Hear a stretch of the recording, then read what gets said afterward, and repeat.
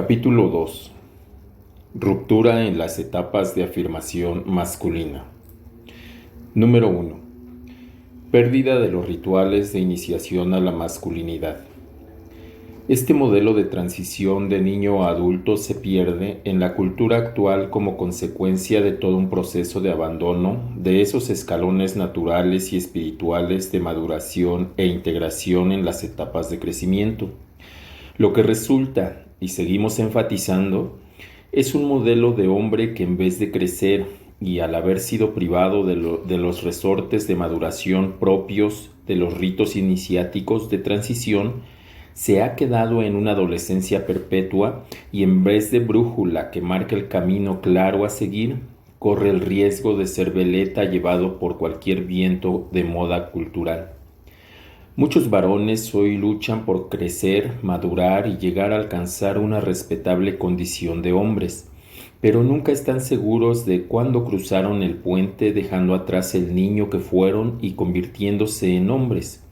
Esto es debido a que el umbral se ha difuminado, creando inseguridad al no existir un camino delimitado a seguir. La crisis de la masculinidad madura se cierne sobre nosotros. La falta de modelos adecuados de hombres maduros y la carencia de cohesión social y de estructuras institucionales para actualizar el proceso ritual provocan una solución individual, cada hombre por sí solo. En el opulento mundo occidental y civilizado en el que vivimos, tendríamos mucho que aprender de todos estos procesos que van definiendo la identidad esencial de un hombre. El problema, cuando la hombría está conectada a las características definidas por una cultura en continuo proceso de transformación y, por lo tanto, características pasajeras, es que el más mínimo cambio en las costumbres y roles adscritos origina cuando menos una gran desorientación, sino una profunda crisis de identidad. ¿Cómo se puede basar el sentido y el valor de la vida en tener, en poseer, en satisfacer las exigencias caprichosas de una sociedad consumista? La necesidad de un hombre no consiste en poseer, sino en dar, no en tener, sino ser. La sociedad no ha entendido que los procesos naturales como el sacrificio, las etapas de transición, los valores étnicos, los conceptos de autoridad, sujeción y las normas son los ingredientes necesarios para forjar hombres y mujeres maduros, regidos por convicciones y creencias firmes. Los valores y el estilo de vida del hombre de hoy están definidos por la filosofía hedonista, cual veleta dirigida por los vientos de la moda y la economía del mercado. Es nuestra triste realidad. Por lo tanto, la definición de masculinidad u hombría necesita estar anclada en firmes e inamovibles cimientos que perduren en el tiempo y sean alcanzables por cualquier hombre o mujer, independientemente del lugar o la cultura a la que pertenezca. Hablamos de principios creacionales y por tanto permanentes, no de principios culturales sujetos a cambios constantes. Por ello, la esencia de la hombría no es un asunto ni circunstancial ni cultural, es mucho más profundo. No es algo cultural sino creacional, y lo que nace en el contexto de la creación, antes de la cultura y el desarrollo de la historia, debería ser normativo para todas las edades y tiempos. Al no existir códigos éticos ni modelos de autoridad normativo, ni referentes en casi nada, lo que existe es una tierra de nadie, marcada además por una profunda falta de valores donde se priva al joven de los amortiguadores emocionales y de los procesos necesarios de maduración. Hemos roto la baraja de una ética normativa a nivel social que uniforme la visión sobre lo que implica ser hombre. Como menciona Brent y Kate McKay, la sociedad se ha vuelto tan estereotipada y fragmentada que ya no hay ritos de paso reconocibles por la tribu entera. Como sociedad civilizada y a la hora de modelar hombres auténticos, hoy sufrimos las carencias que constituyen las fortalezas de otras culturas menos tecnificadas y avanzadas tecnológicamente, pero mucho más sabias y humanizadas. Esas carencias son la falta de procesos rituales y códigos de honor normativos, la falta de ceremonias de paso para solemnizar actos importantes, la falta de hombres sabios como modelos sociales de integridad, la fusión de géneros que confunde y difumina lo que es ser hombre hoy día, la ausencia de un padre presente y la confusión de roles en el hogar. Lo que nos hace falta hoy es interpretar para nuestro tiempo lo que las culturas ancestrales han tenido siempre. De esos valores ancestrales solo quedan algunos vestigios que han perdido su sentido y fuerza, permaneciendo como costumbre cultural la primera comunión en los países de tradición católica, las fiestas de las quinceañeras en la cultura latinoamericana, la solemnización de actos como las bodas, graduaciones, etc. Por desgracia, cuando el ritual pierde su sentido, se pervierte en algo ritualista, es decir, hueco y vacío, aprovechado casi en su totalidad por la cultura consumista. Número 2. Los mitos a erradicar desde el cristianismo histórico. El cristianismo histórico ha dado una imagen distorsionada de lo que implica ser hombre a lo largo de los siglos, y debido a la incorporación de tradiciones, filosofías, normas y leyes, la pureza de la palabra quedó adulterada. Ello dio como resultado, entre otros, una mala interpretación de lo que es ser hombre. Falsa interpretación basada en una tergiversación de dos de los grandes ingredientes de la antropología bíblica, en lo que basamos el carácter del creyente como varón. La bravura en el Antiguo Testamento formada por la faceta de un Dios, Jehová de los ejércitos, fuerte y temible, y la ternura del Nuevo Testamento encarnada por la figura de Jesús, cercana y relacional. Desde el Antiguo Testamento y sus ingredientes de dureza y ley, se ha construido equivocadamente una imagen del hombre basada en un liderazgo con tintes autoritarios, donde él ordenó y mandó. Promovía un modelo desconectado del plano afectivo, más basado en el temor que en el amor, y que lo que finalmente producía en las esposas e hijos eran mujeres sin voluntad propia, sometidas al autoritarismo del varón, e hijos víctimas de un modelo que reproducían luego en sus propias familias, perpetuando así un falso concepto de lo que implicaba ser hombre. Lo que eso produjo en las familias, subyugadas a tal modelo claramente antibíblico, fue el germen de la indignación que posteriormente llevaría a las mujeres al feminismo radical y a la negación de la estructura familiar tradicional, al asociarla históricamente con la dominación del macho. Desde el Nuevo Testamento y sus ingredientes de ternura y gracia se ha fabricado la imagen desde una concepción excesivamente pietista y bondadosa de que ser un hombre santo implica ser sumiso, obediente, sufrido y hasta resignado. El dualismo platónico, después refrendado por San Agustín, acabó de fijar en la teología de su época el concepto de la espiritualidad en el ser humano.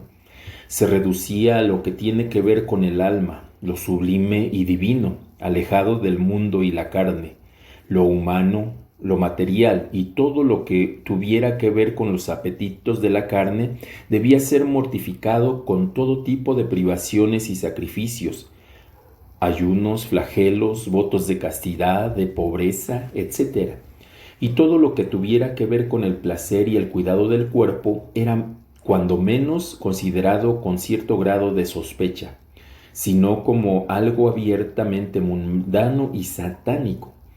Aún en el contexto neotestamentario, la imagen de Jesús sobre el carácter de un hombre cristiano también se ha malinterpretado, promoviendo la falsa idea de que un cristiano tiene que poner la otra mejilla, en base a una interpretación piadosa de las bienaventuranzas, tener un carácter apocado y manso, nada más lejos de la realidad.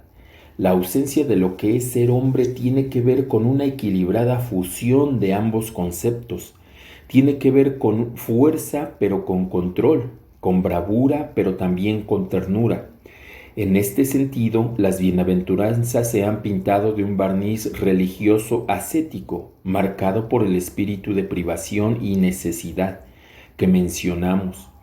donde parecía que ser pobre, vivir con lo mínimo, era signo de consagración y por lo tanto la riqueza y la opulencia era mirada con cierto recelo. De forma que todos los prejuicios históricos mencionados alentaron un falso concepto de piedad, como el de dejarse avasallar por los demás, una pésima interpretación del concepto de poner la otra mejilla, como resignación y paciencia, y una peor lectura del término mansedumbre, como alguien con carácter apocado y pusilánime. Aquí hacemos un alto para explicar el correcto significado de la palabra mansedumbre. Bajo una falsa interpretación del término, podemos asociarlo a quien con un carácter débil y poco decidido.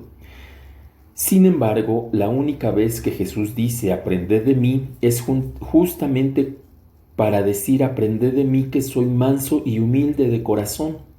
También de Moisés la palabra dice que no había otro tan manso como él en la tierra. La palabra mansedumbre hace referencia a una persona que tiene bajo control sus instintos e impulsos, alguien que no tiene un carácter violento, pero tampoco pasivo, alguien equilibrado, alguien que mantiene bajo control sus instintos y emociones, es decir, alguien dueño de sí mismo con dominio propio. El pecado desvió el curso natural de las aguas de la masculinidad y aunque también lo hizo con la feminidad, en el hombre adquiere mayor trascendencia por la responsabilidad de ser cabeza y guía de su familia, por la responsabilidad de modelar en su esposa y en sus hijos una adecuada imagen en el concepto de lo que implica ser hombre. Se ha mencionado como la línea depravada de Caín comenzó a marcar un camino de independencia y lejanía de Dios. Pero lo que nos interesa resaltar en este punto es que aún desde el cristianismo, la errada interpretación bíblica sobre el papel del hombre en la historia y hasta nuestros días siguió poniendo piedras que continuaron desviando la corriente de la masculinidad por cauces equivocados. Con Caín y sus descendientes se desvirtuó el diseño divino del liderazgo, convirtiéndolo en independencia y lejanía de Dios. El mencionado concepto de llanero solitario, donde el hombre desde la tierra del errante comenzó a forjar su propio destino al margen del plan divino. Con la equivocada interpretación bíblica que se le dio desde amplios sectores del cristianismo, se favoreció un modelo de hombre que confundió bravura con autoritarismo y ternura con servilismo. Con la ausencia de rituales de iniciación se provocó la falta de crecimiento y sano desarrollo en las distintas etapas del niño a hombre, dificultando la emancipación del hombre y favoreciendo en muchos casos patrones de adolescencia perpetua e inmadurez, de forma que cuando un joven llegaba a la cena de la masculinidad, ¿qué ingredientes encontraba? Independencia, lejanía de Dios, autonomía. El hombre quiere mandar, pero no se implica, es decir, machismo y pasividad. Estos ingredientes, sumados a la ausencia de rituales de iniciación, reforzaron así estados continuos de niño-adolescente. De hecho, todos los aspectos teológicos, antropológicos y culturales mencionados hasta el presente han ido despojando al hombre de los procesos naturales de maduración, dando lugar a los distintos modelos inmaduros de hombría que hemos fabricado y que a continuación veremos. 3. Tipología del hombre actual. Ya queda claro que más que una evolución del hombre tenemos que hablar de una involución. Por un lado, se han perdido los pasos de iniciación a la madurez masculina. Por otro lado, se han asumido los tristes paradigmas de la cultura posmoderna, donde el modelo de lo que implica ser hombre queda limitado y esclavizado a las imposiciones de la moda y la filosofía de la vanidad y la banalidad propias de nuestra sociedad. Debido a la crisis de identidad, los hombres tienen que asignar su imagen a una categoría establecida, por algo o por alguien. Los antiguos conceptos sobre lo que implica ser hombre o ya no existen o han cambiado radicalmente debido a los medios de comunicación. La tecnología, el pensamiento ultramoderno y la enorme cantidad de información sin formación que desorienta y promueve mentalidades alienadas y caprichosas. Cuando esa imagen se nutre de los ingredientes de la alacena de la masculinidad mencionados en el punto anterior, lo que resulta son distintos estereotipos de hombre, a cual más decadente, producto de nuestra sociedad tan civilizada. Presentamos 6 modelos del hombre actual. El hombre Simpson es el tipo de hombre menospreciado pero también alienado por los colectivos feministas y que se promueve en series televisivas, dibujos animados y películas. Este modelo ridiculiza el papel del hombre y lo reduce a un ser infantil e inmaduro, que funciona a golpe de deseo, vive una adolescencia perpetua y tiene que ser cuidado y reprendido por su esposa madre y por sus hijos padre. Su vida de ciudadano de clase media se limita a un trabajo mediocre, beber cerveza con sus amigos y ver la televisión desocupando la atención a su esposa e hijos. Sus características principales son ser grosero y superficial, vago, inútil, bebedor, incompetente, perezoso, intolerante, egoísta y glotón. Este modelo de hombre es un insulto a la dignidad del varón. Y aunque hay que reconocer que hay hombres con esas tristes características, lo que se oferta desde los más media nunca debe ir destinado a perpetuar esos estereotipos. El Salmo 73 lo describe muy bien. La soberbia los corona, los ojos se les saltan de gordura, logran con creces los antojos de su corazón, hablan con altanería y su lengua pasea la tierra. El metrosexual surge en los 90 como la nueva imagen del hombre del siglo XXI. El metrosexual está en una lucha continua para que su imagen no sea parte de los barrenos impuestos por los medios de comunicación y la moda. El resultado es un tipo de masculinidad basada en los rasgos que históricamente eran femeninos. De hecho, el metrosexual huye de los rasgos típicos que han definido al hombre hasta la década de los 70s y 80s. Pelo en pecho, barba poblada, cigarrillo y alcohol como paradigmas de la masculinidad. Al huir de este estereotipo de macho ibérico, el metrosexual se feminiza, cuidando su imagen hasta el extremo con cremas exfoliantes, lifting, depilación integral, ropa de diseño y perfumes de alto nivel. Para contribuir más a la confusión de género, es polisexual, es decir, puede ser heterosexual, homosexual o bisexual. El hombre light. El psicólogo Enrique Rojas dedica todo un libro a exponer las características del hombre light, producto de nuestra sociedad. Es un tipo de hombre que ha perdido todos los valores, ideales y fe en el futuro. Vive dominado por los medios de comunicación y el consumismo, basando su felicidad en la cultura del bienestar y el confort. Se trata de un ser sin fuerza interior, descafeinado y superficial, vacío de ideas y de creatividad, por lo tanto profundamente egoísta, dado que solo piensa en satisfacerse a sí mismo. En las propias palabras de Enrique Rojas, se trata de un hombre relativamente bien informado, pero con escasa educación humana, muy entregado al pragmatismo por una parte y a bastantes tópicos por otra.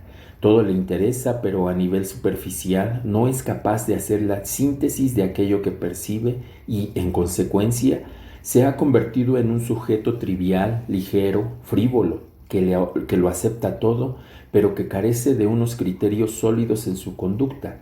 Ha visto tantos cambios tan rápidos y en un tiempo tan corto que empieza a no saber a qué atenerse, o lo que es lo mismo, hace suyas las afirmaciones como todo vale, qué más da o las cosas han cambiado. El hombre narciso.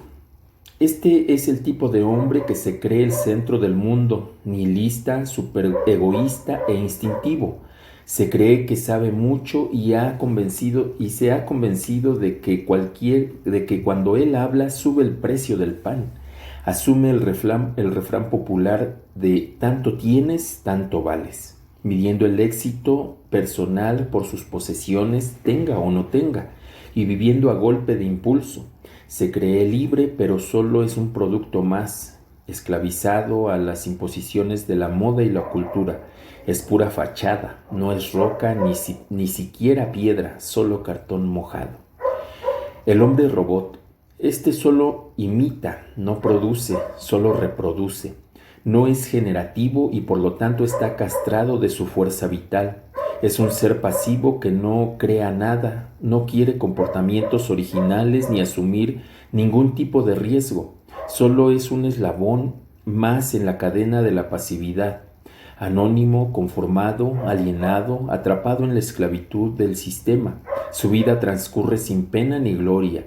En el fondo de su ser se sabe un fracasado y ya no tiene fuerzas para luchar. Son los zombis de la ultramodernidad que se van muriendo poco a poco en una triste y conformada complacencia. De él dice Proverbios 6:11, un poco de sueño, un poco de dormitar y cruzar por un poco las manos para reposo. Así vendrá tu necesidad como caminante y tu pobreza como hombre armado. Hay muchos otros modelos de hombre. Esto es solo una pequeña muestra de la triste oferta social. Todos ellos son auténticos abortos, feas criaturas del verdadero hombre creado a la imagen y semejanza de Dios, hombres decadentes, acomodaticios, privados de la voluntad y fuerza propia, producidos por una sociedad podrida y dirigida por la mano negra del propio Satanás, que, empañando la imagen de Dios y la dignidad del ser humano, reducen al hombre a la más absoluta esclavitud. Ya lo decía el malogrado Nietzsche, cuando se refiere al hombre masa, es un tipo admirablemente preparado para la esclavitud.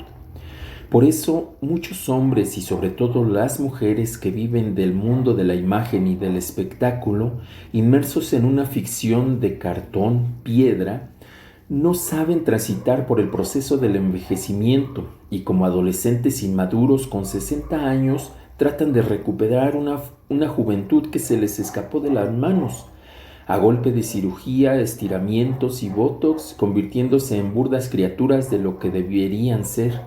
No se dan cuenta de que la vejez no es un estado de deterioro y degradación, sino una condición de nobleza, sabiduría y experiencia.